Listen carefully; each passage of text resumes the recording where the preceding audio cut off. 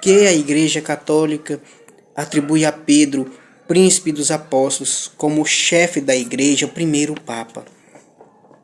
Vamos aqui, eu vou dar a vocês 3 citações bíblicas. Mateus 16, versículos 16 a 19. Lucas 22, versículos 31 e 32. João 21, versículos 15 e 17. Mateus 16, Jesus promete a Pedro: eis que te darei as chaves dos céus. E tudo que ligares no céu, tudo que ligares na terra será ligado no céu. Tudo que desligares na terra será desligado no céu. Por que Jesus faz essa promessa para ele?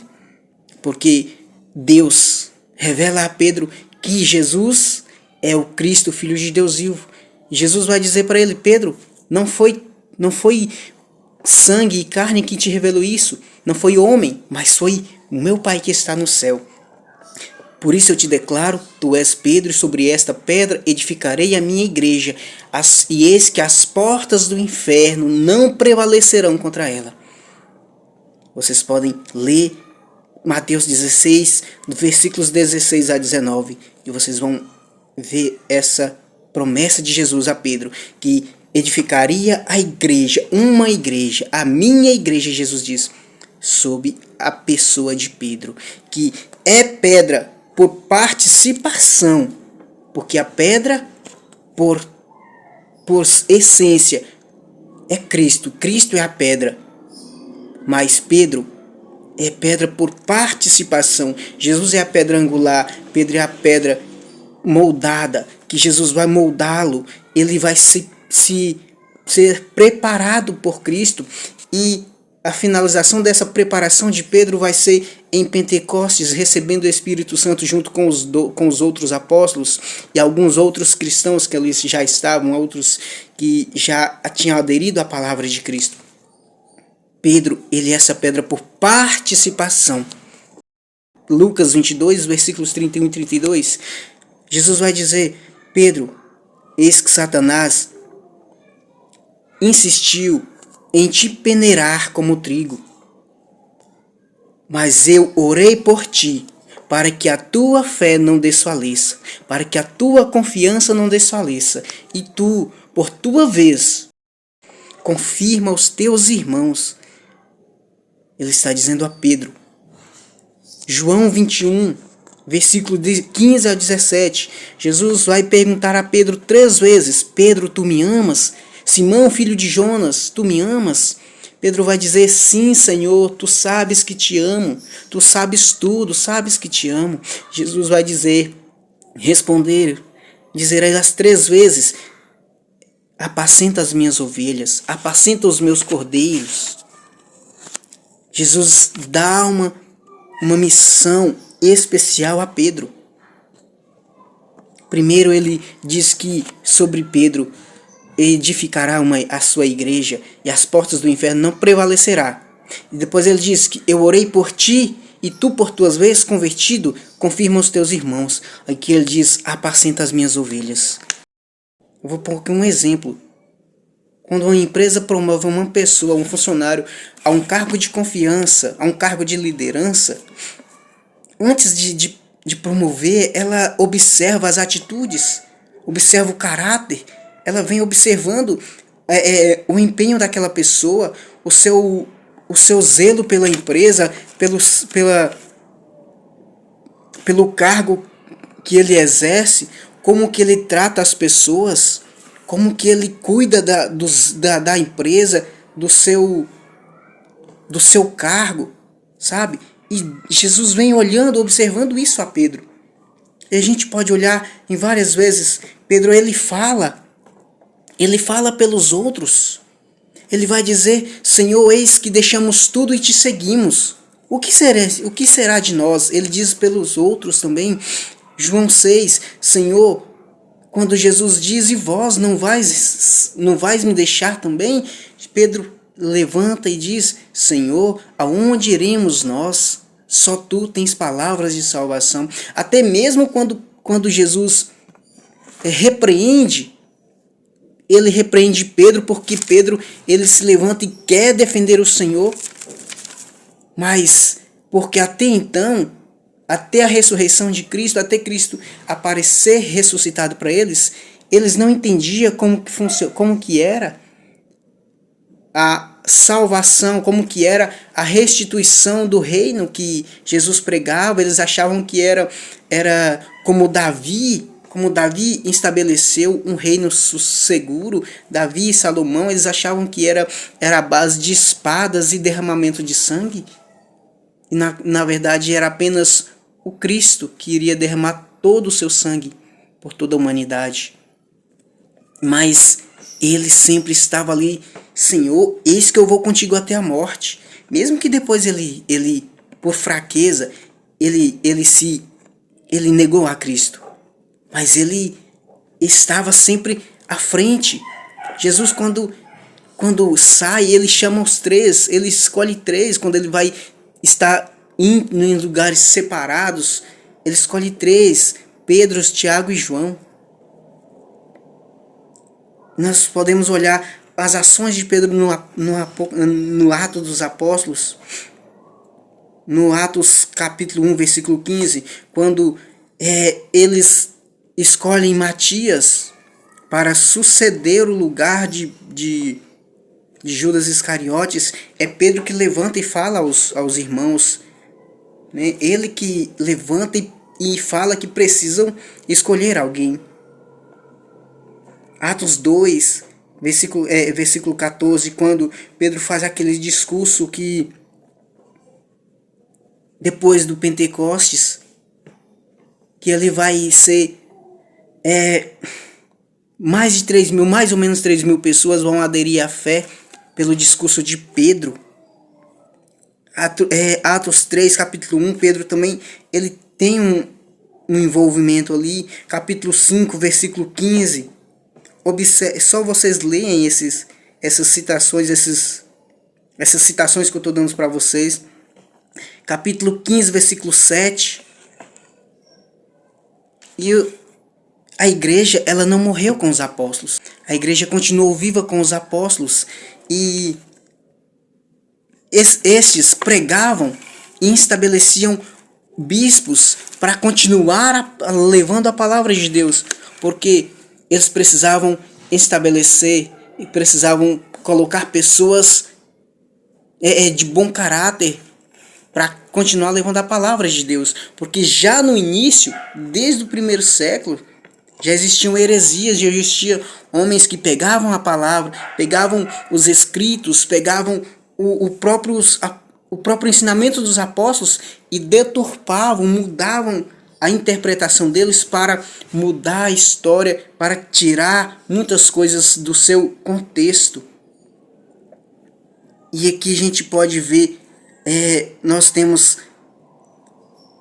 Irineu de Lyon, que eu poderia dizer que é neto espiritual de João Evangelista, porque Irineu de Lyon ele foi formado por um discípulo de São João, que era Policarpo.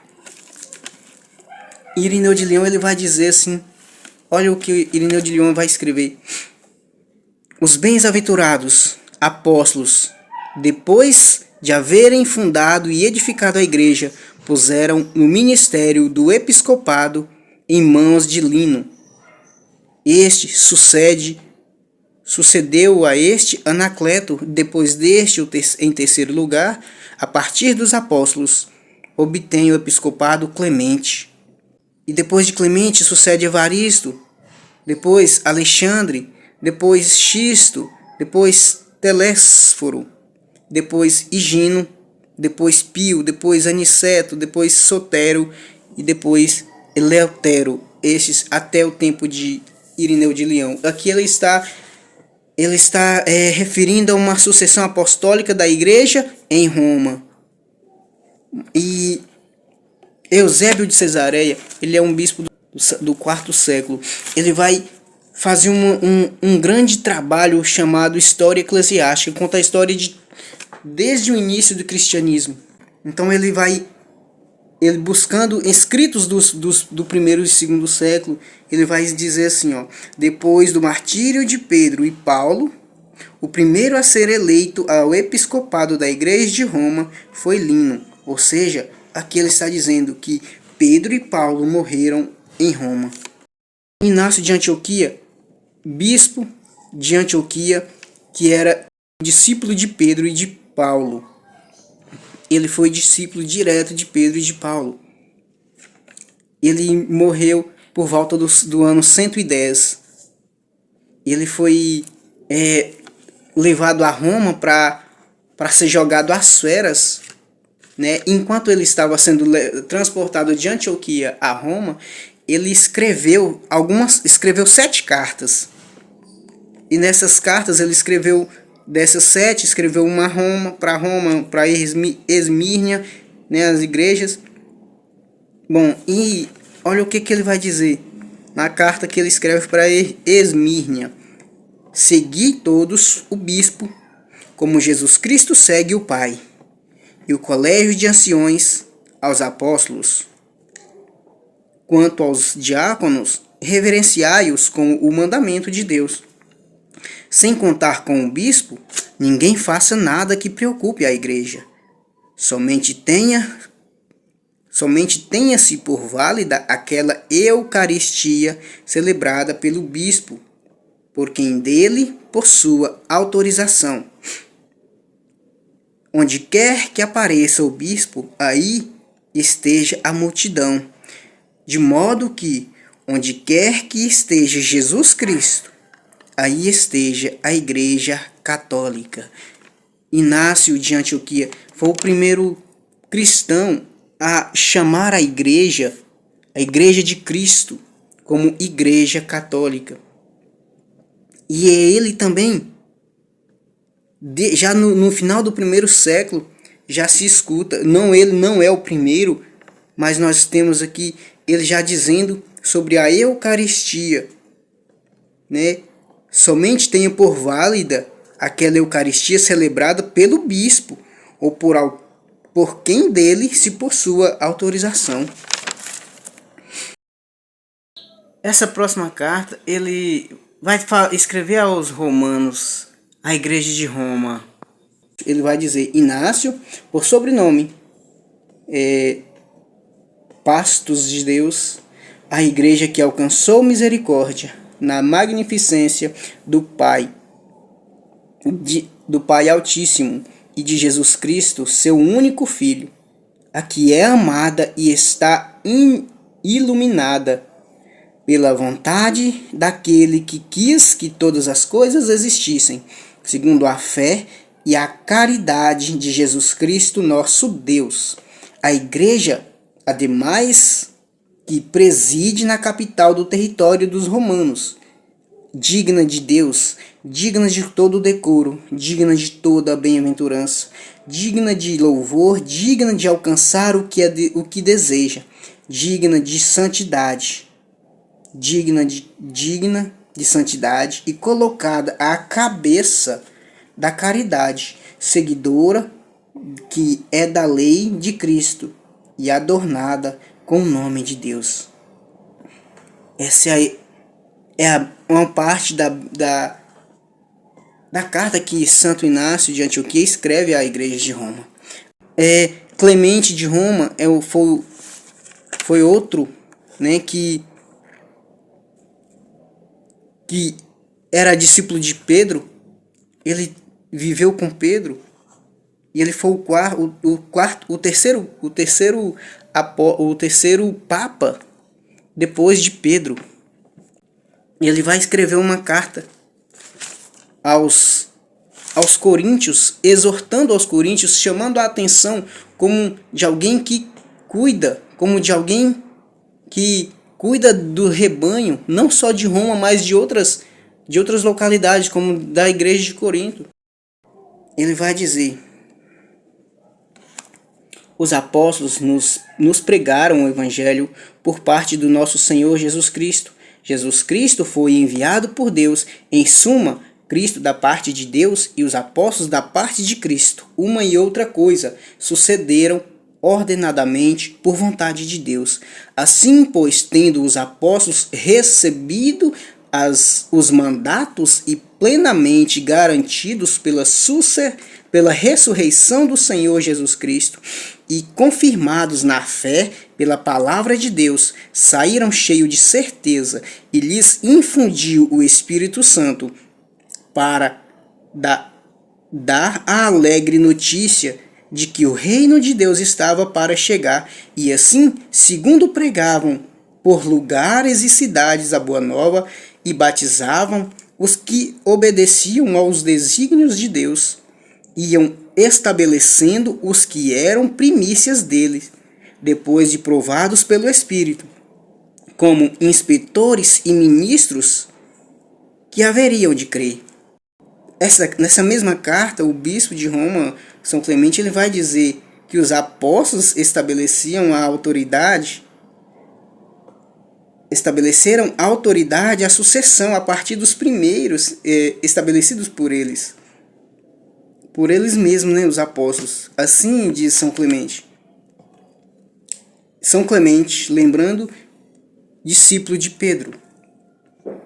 Também nossos apóstolos tiveram conhecimento por inspiração de nosso Senhor Jesus Cristo, que haveria contendas sobre este nome e dignidade do episcopado. Episcopado é o cargo que o bispo que é estabelecido ao bispo. Episcopado é o cargo que é estabelecido ao bispo.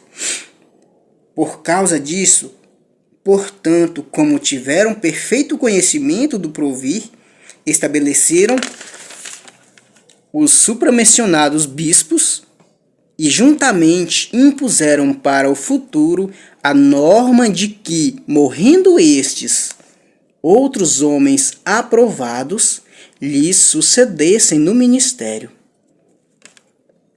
Agora, pois, homens estabelecidos pelos apóstolos, ou posteriormente por outros exímios homens com conhecimento da igreja inteira, homens que têm servido irreprovavelmente ao rebanho de Cristo com o espírito de humildade, pacífica e desinteressadamente, atestados, ademais, durante muito tempo por todos. Justamente a tais homens vos dizemos: não cremos que possam ser expulsos de seu ministério, e é assim que cometeremos um pecado nada pequeno, se depormos do cargo de bispo a quem incontestável e religiosamente ofereceu os dons. Por que Santo Inácio está dizendo isso? Ou São Clemente? Por que o bispo de Roma, no segundo século, no início do segundo século, está dizendo essas coisas? Porque ele estava repreendendo algumas pessoas que expulsaram os padres, os presbíteros e os bispos, e o bispo de Roma, de Corinto. Então, o bispo pediu ajuda ao Papa, óbvio, né? Então ele escreve essa carta à igreja, ao povo de Corinto, repreendendo eles pelo erro que eles cometeram de ter expulso dos seus cargos os padres, os presbíteros e o bispo. Então, a gente vê aqui, já percebe uma primazia, uma autoridade da Igreja de Roma sobre as outras, né? É muito importante entendermos que a Igreja de Nosso Senhor Jesus Cristo não foi sepultada junto com os últimos apóstolos, mas ela continua muito viva e santa, como nosso Senhor Jesus Cristo continua vivo e é santo eternamente. Pois, como disse São Paulo, a Igreja é o corpo de Cristo. Cristo, cabeça de seu corpo, que é a Igreja. Essa citação está em Colossenses capítulo 1, versículo 18, Colossenses capítulo 1, versículo 24, Efésios capítulo 1, versículo 22 e Efésios capítulo 5, versículo 22. A Igreja Católica é a Igreja de Cristo. É o corpo da cabeça, que é o Cristo. Que Deus os abençoe.